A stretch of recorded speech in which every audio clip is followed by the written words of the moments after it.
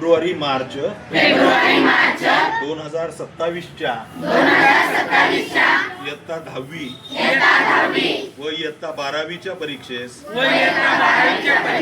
परिपूर्ण अभ्यास करूनच सामोरे जाईल.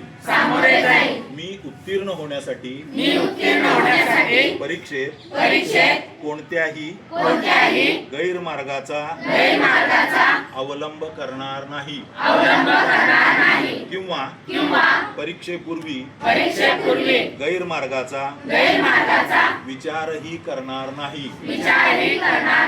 जर कोणी गैरमार्गाचा विचार करत असेल तर त्यास गैरमार्गापासून परावृत्त करेन.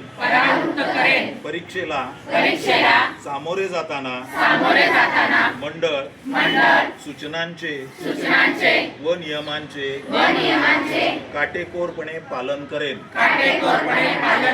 मी सातत्याने अभ्यास करेन व प्रश्नपत्रिका सोडविण्याचा सराव करेन.